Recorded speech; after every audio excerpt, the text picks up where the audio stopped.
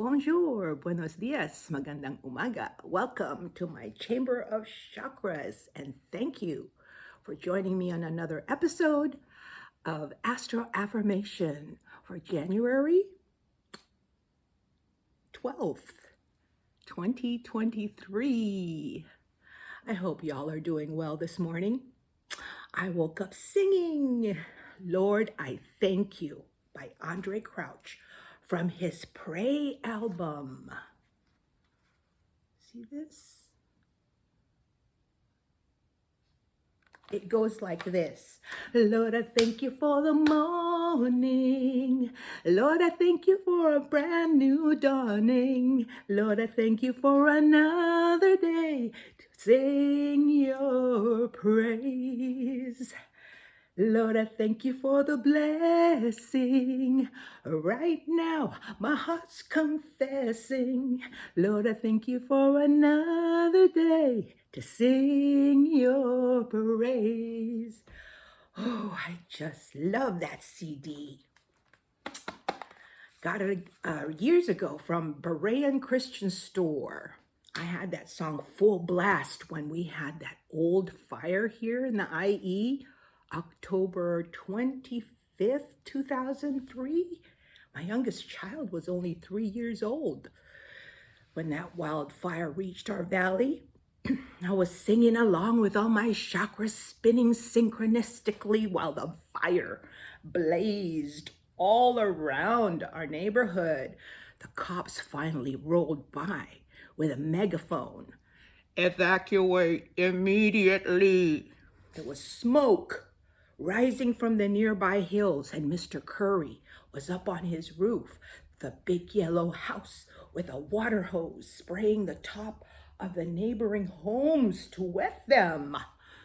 Oh man, we packed up our photo albums and important documents, got all 6 kids and Sonny, our Dalmatian, in our Honda Civic and drove to Yucaipa Hills, where we watched San Bernardino burn, baby, burn. Disco Inferno. Yeah, we've been through a lot here in the big blue house. The next day, when it was okay to go back, a big blue house stood proudly along with the rest of the houses on our side of the street, but the others weren't so fortunate. It was like a war zone, driving up the road to our safe haven. Whew, what a flashback. Thank you, BBH, for not burning down the house. Hey, I love BBH. It's in a perfect location. My gosh, I got mountain view, city view, sunrise view, sunset view, all around. There's a beautiful view. And I got everything I need here. That's why I don't like to go anywhere. I'm a Taurus after all. When I get comfortable, I like to burrow. In my teens, I found it so difficult to get out of bed. The inertia was just too strong for my body, so I employed a fix. I say 1, 2, 3, and with all my might, I get up. And it's worked for me to the point where now I don't have to do 1, 2, 3. I can just get up. As a Taurus, I wake up sleepy and hungry too. So it's a toss-up. Do I keep sleeping or do I get up and eat?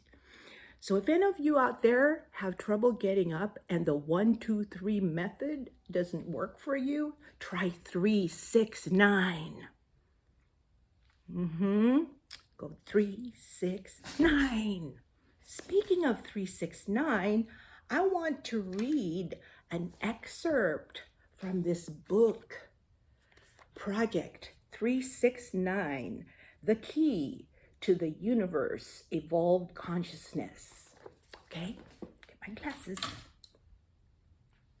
All right, it's here on page 22. Project 369 is a tool to tap into the feeling of being the believer instead of the beliefs. Create your inner world by impressing your subconscious mind with all that you desire to be and have in your outer world. You see, your subconscious mind is the controller of it all.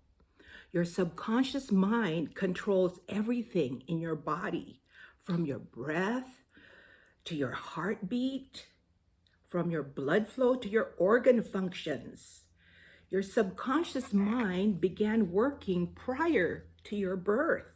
And since you were born, it has stored information like reactions, behaviors, and emotions. In fact, you were fully subconscious prior to birth until your conscious mind began to develop at 6 years old. We refer to this period as the inner child. You're told, except ye be converted and become as little children, ye shall not enter into the kingdom of heaven. That's in the Bible, Matthew 18:3. For the first 6 years of your life, your brain waves were very slow. This means that you were all subconscious and superconscious. Your conscious mind was not developed until 6, and before this time, you did not have any reasoning or logic.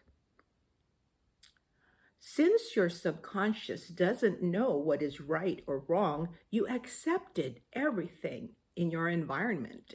You see, you were born unconditioned consciousness. And because of your pure connection to the superconscious, you lived in a world of imagination that had no limitations. Until about 4, you didn't even know the difference between imagination and reality. Okay? Yeah, so we need to become a child again. We need to hug our inner child and tell it everything's going to be okay. Got verklempt. We need to believe in miracles. We need to believe in magic. Believe, you got to believe, Bole. You got to believe. That's from The Big Tall Wish, episode 27 of Twilight Zone's first season, originally aired on CBS, April 8, 1960, before I was even born. Look it up and watch it. So good, just like the breakfast I had today. Croissant and président brie, that soft ripened French cheese and Knott's Berry Farm pure boysenberry preserves. I had it with black grapes and pecans with a cup of coffee. Let me take a sip of my wide awake Seattle coffee. Whenever I have bread and cheese, I am reminded of Meg Ryan in the movie French Kiss, when she was on that train with Kevin Kline. She's just sitting there in the dining car looking out of the train window, eating loads and loads of cheese on freshly baked French baguettes. And then the scene pans out and you see the train choo-chooing, choo-choo, and Meg Ryan's voice screaming along, lactose intolerance. Such a good movie. So funny and toe curling. Kilig. Okay, so today the color I chose to wear is white for the crown chakra. Got my crocheted crown on with white sparkle brooch in the middle and amethyst gem at the highest peak of the fleur de lis. I'm wearing my late mom, Ludy's diamond-studded earrings that she passed on to me when she went to be with the Lord in 2002. Got my crown ring on my right and my engagement wedding ring on my left. By the way, this was not the original ring I wore on my wedding. This is an upgrade.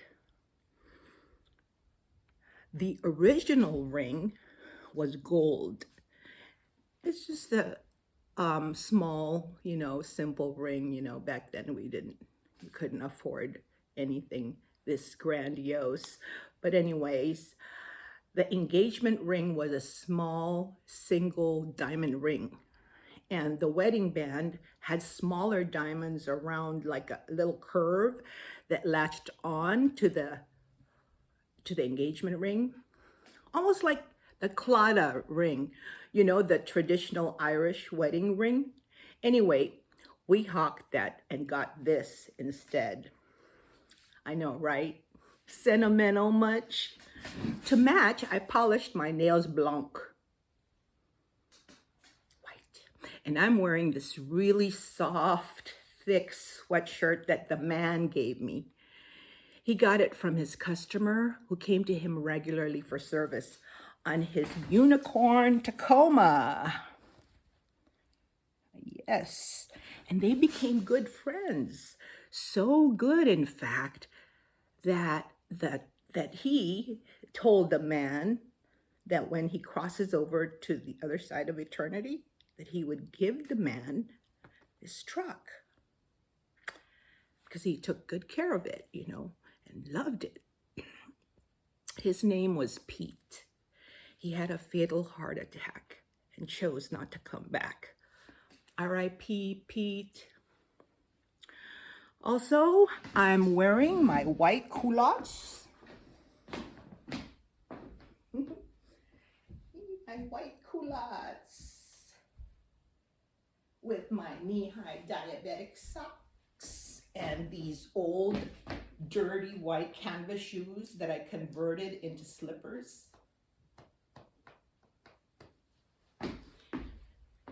And OMG, Amaranthin. What?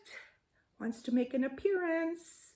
She's wearing my royal tiara to honor the crown chakra. What's that, Amaranthin? Go ahead. Tell the people what you want to say. Amaranthin is shy today. Okay, you can tell me, and then I'll tell them. Amaranthin said, don't forget to sing our We Are One theme song. That's right, I almost forgot. Thank you, Amaranthin. Okay, are you ready? Are you ready? Are you ready?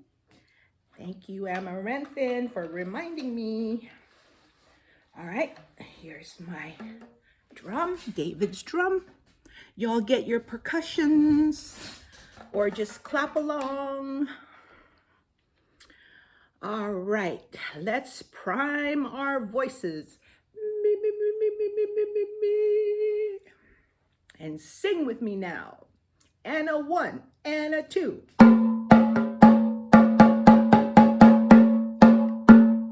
We are one in the spirit, we are one in the Lord.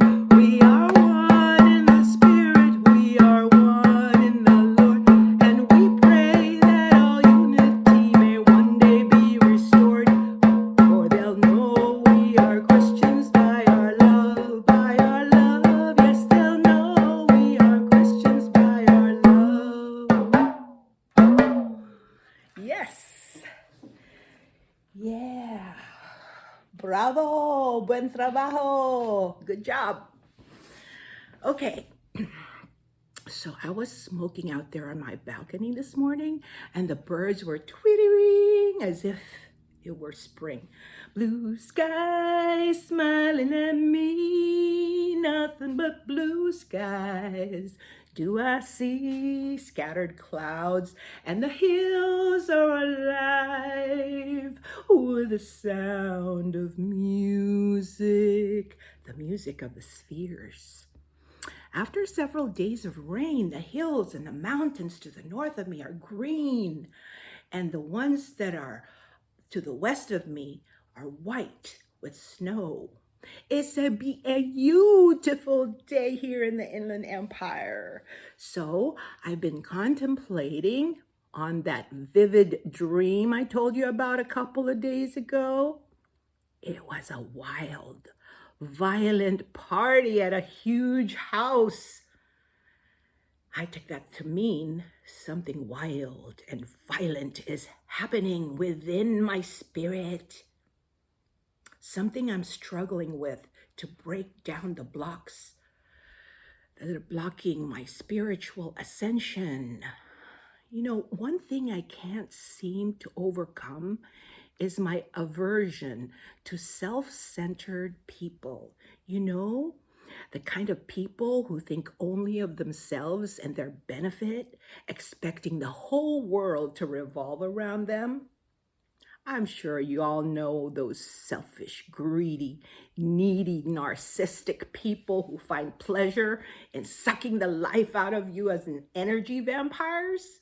Yeah, so that's what my dream was about. Me, conflicted between love and hate.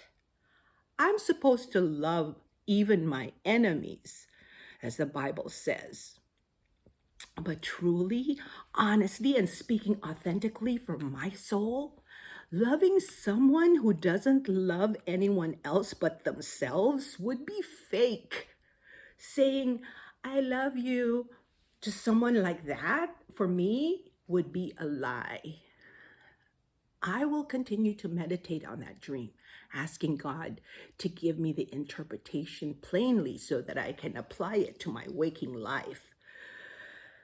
Anyway, back to the chakra of the day, the crown chakra, the Sahasrara, the 1,000-petaled lotus flower.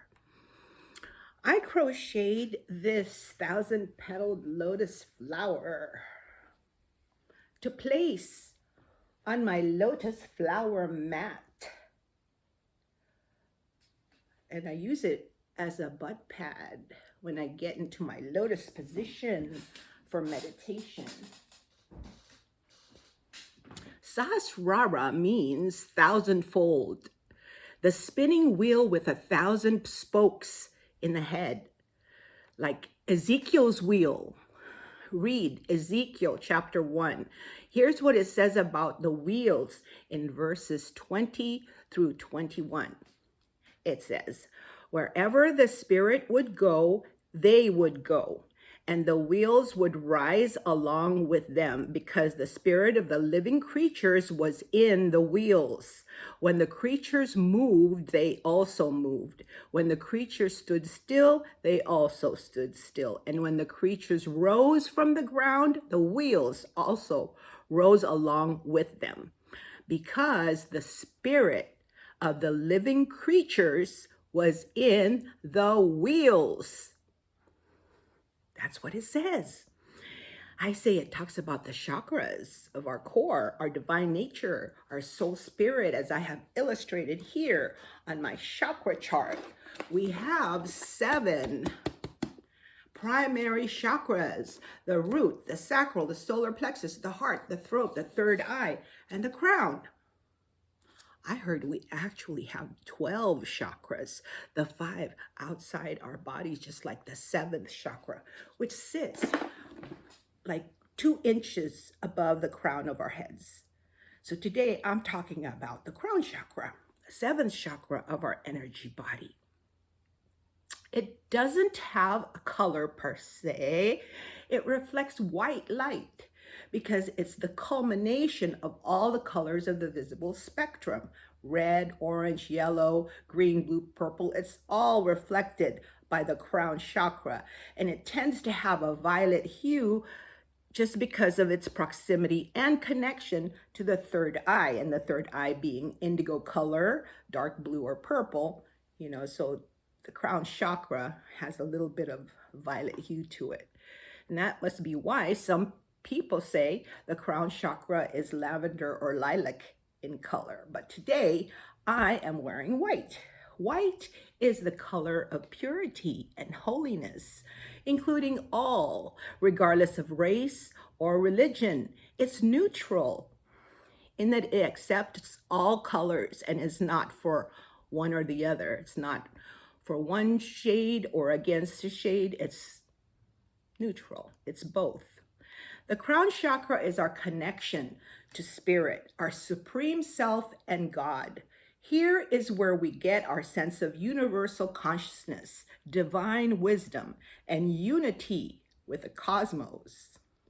Here is where we know who we really are. We are stardust and earth. We are spiritual beings having an earthly experience.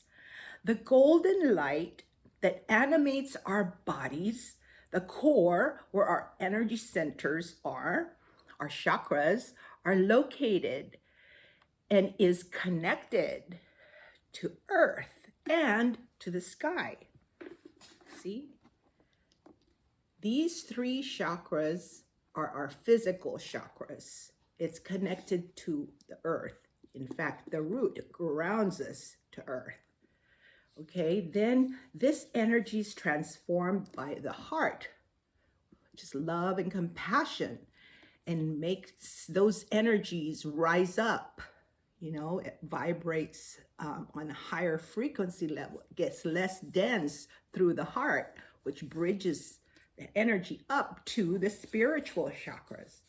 Okay, and then this connects us to the sky. So we're connected both up, above, and below.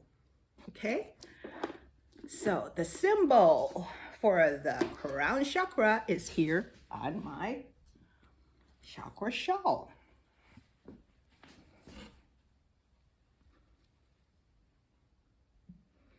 It is a 1,000-petaled lotus flower in full bloom, opened up towards infinity. See, it's beautiful. Remember Schoolhouse Rock, the kids show that taught the multiplication table?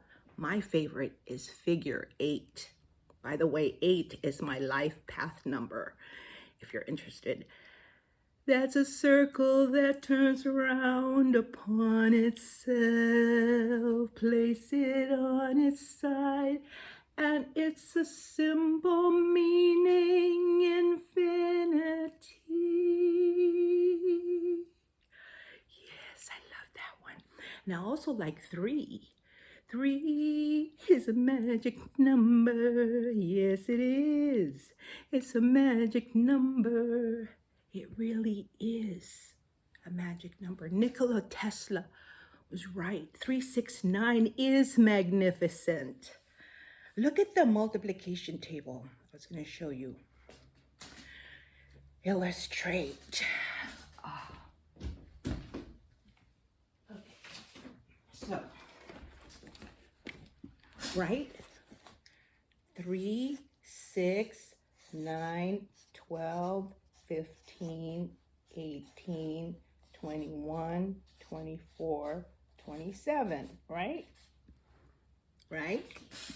Okay, so here we have 3, 6, 9, but if you add 1 and 2, what do you get? 3. If you add 1 and 5, you get 6. When you add 1 and 8, you get 9. 3, 6, 9. Okay? And then these last 3 I have written here, 21, 24, 27. 2 plus 1 is 3. 2 plus 4 is 6. 2 plus 7 is 9. So 369, 369, 369. Is there a connection? I don't know. Another connection I made because I was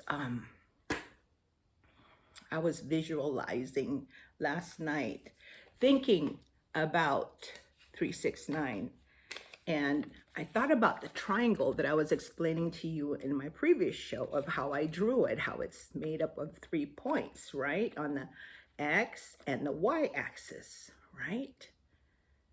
But if you connect another triangle here, another triangle here, and another triangle here, okay?